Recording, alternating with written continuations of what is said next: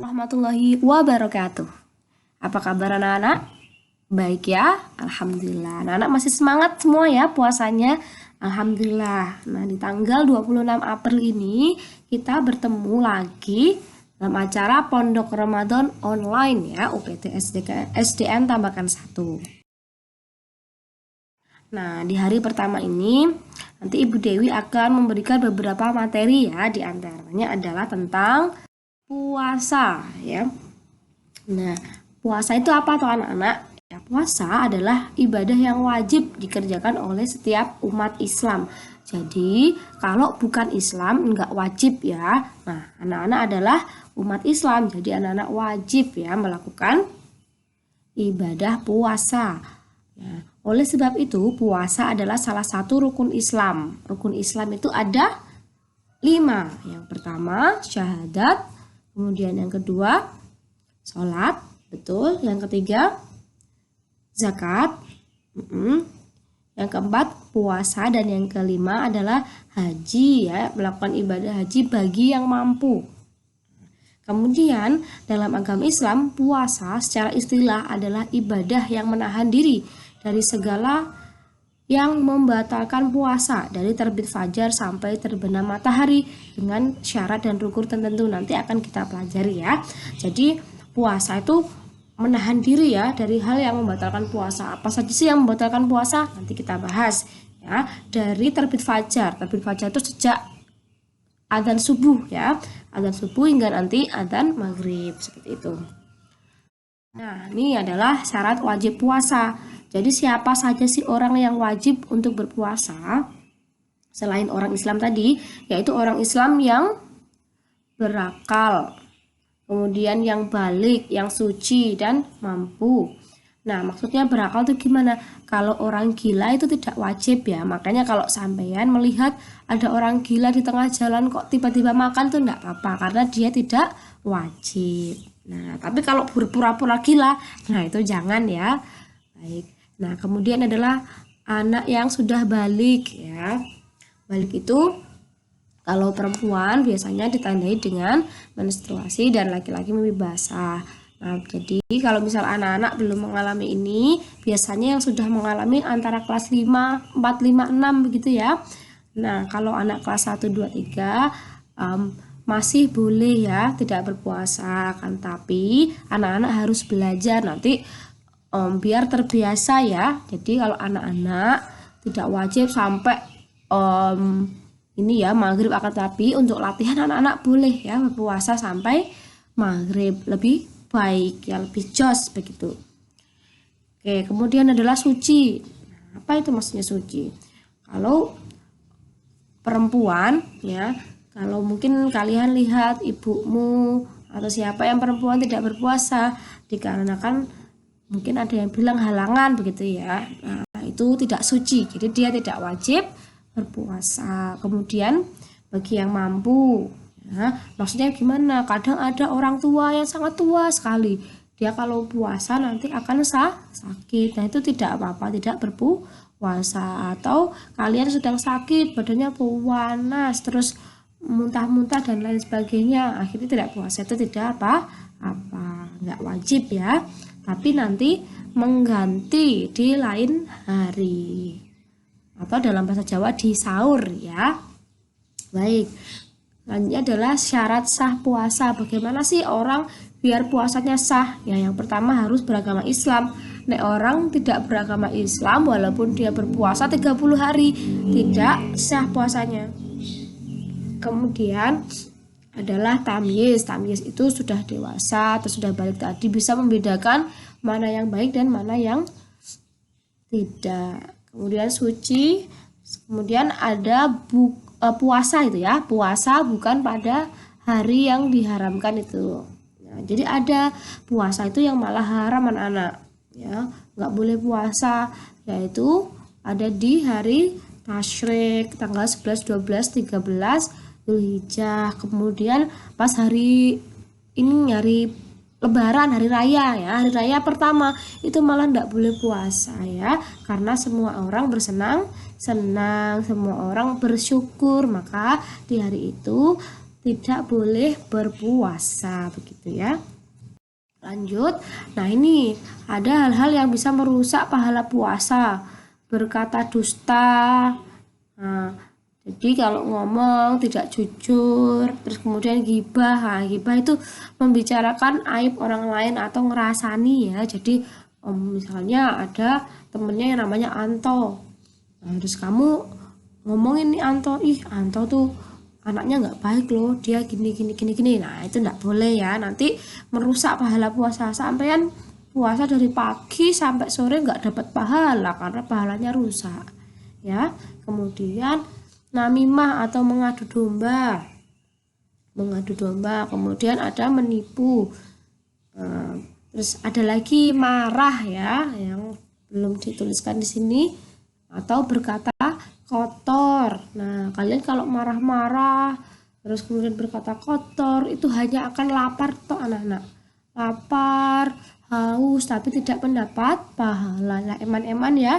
Maka dari itu anak-anak harus menjaga biar tidak marah, biar tidak suka menipu, biar tidak berkata kotor, begitu ya. Baik. Nah, lanjut ke materi berikutnya adalah tentang kitab-kitab Allah. Nah, Allah itu menurunkan ya beberapa kitab-kitab untuk pedoman umat manusia, karena umat manusia itu kalau tidak dibekali dengan kitab, maka dia akan bingung.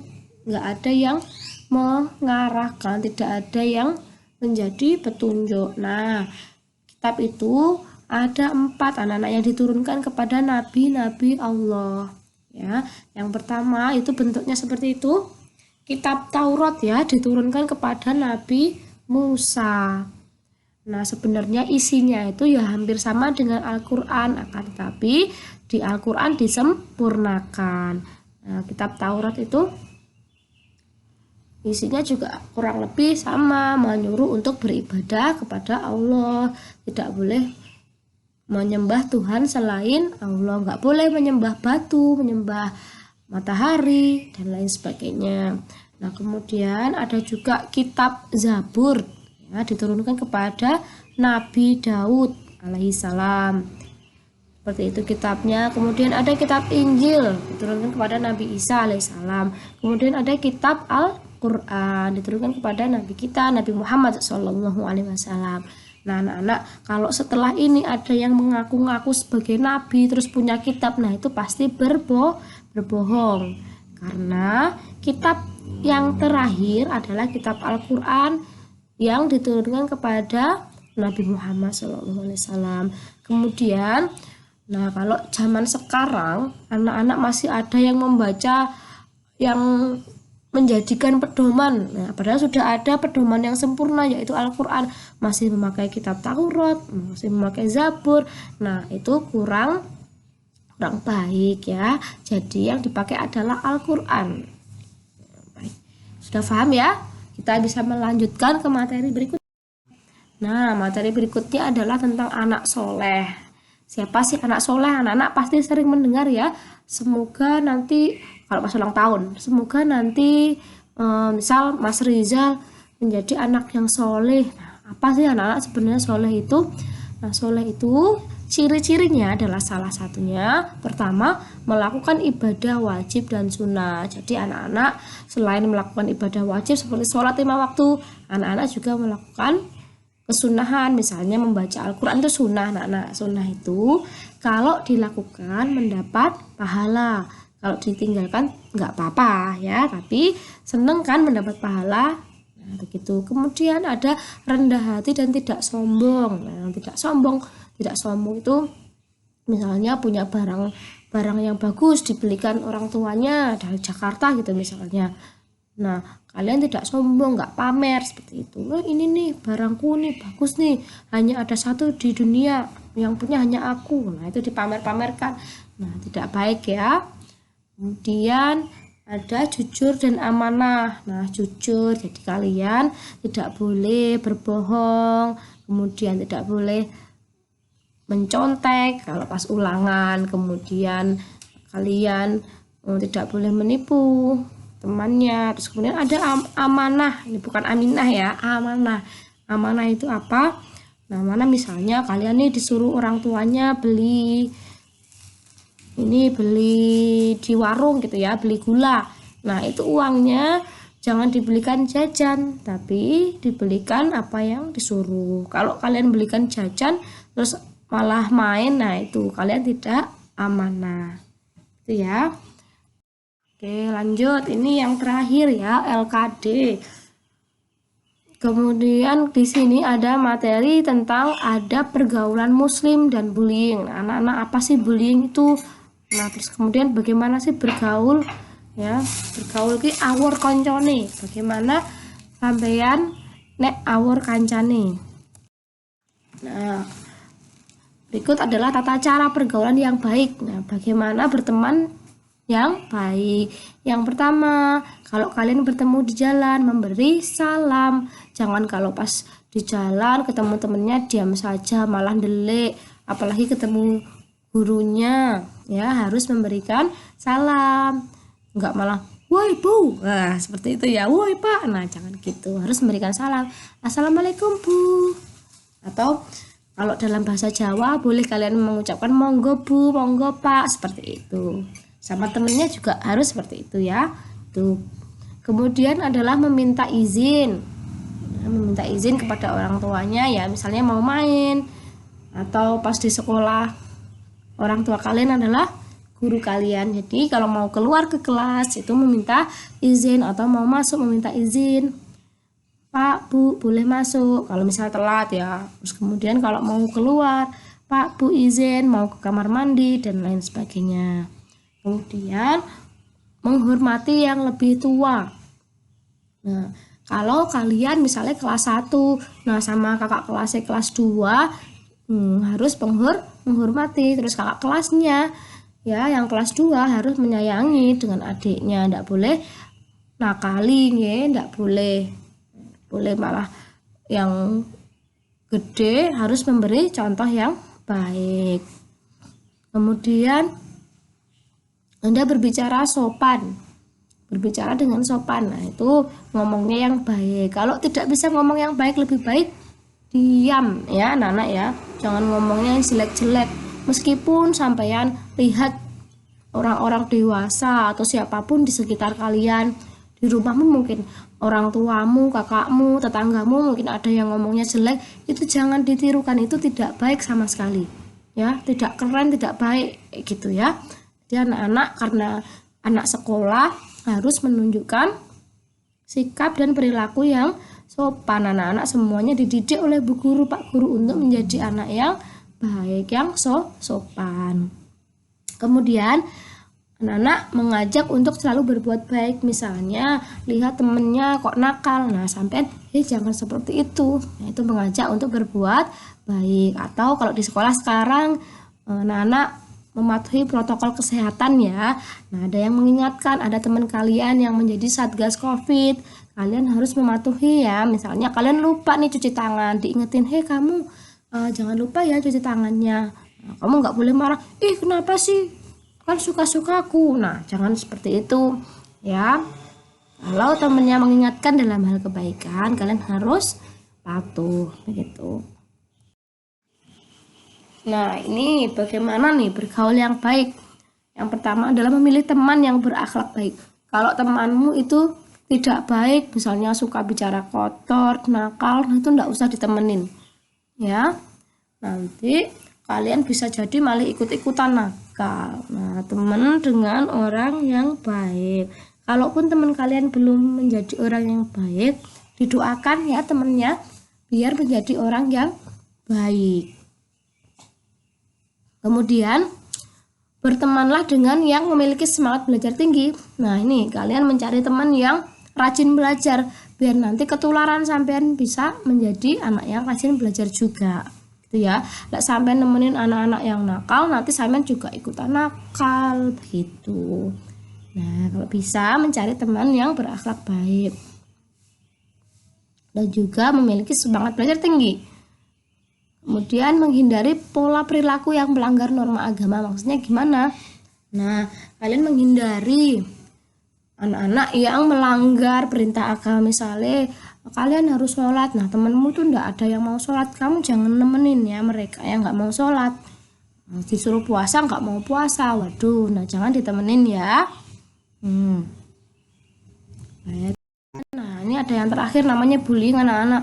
Bullying itu apa sih? Nah, suatu tindakan kekerasan, bisa fisik maupun verbal.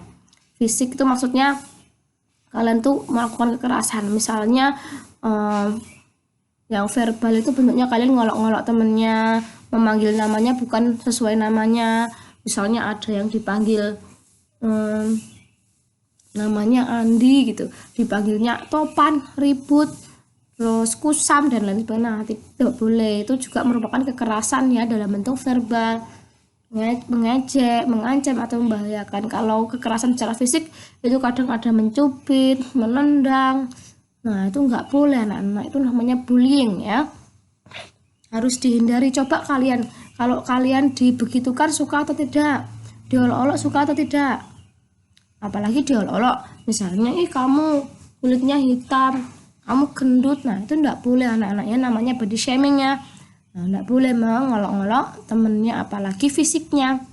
Fisik itu adalah tubuhnya temenmu itu, warna kulitnya, rambutnya, bentuk badannya, enggak boleh, karena anak-anak ingat itu semua adalah ciptaan Allah. Kalau kalian mengolok-olok temenmu yang seperti itu, berarti kalian mengolok-olok Allah, seperti itu ya.